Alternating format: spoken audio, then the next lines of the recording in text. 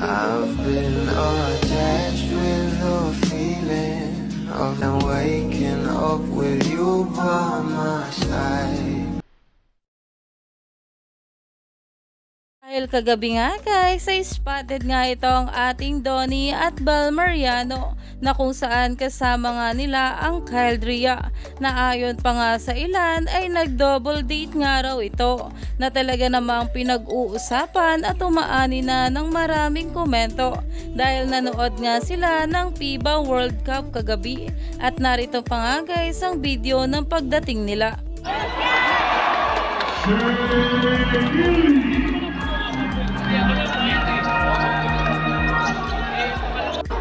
Marami talagang ayudang naglabasan kagabi patungkol sa ating Donnie at Bel Mariano.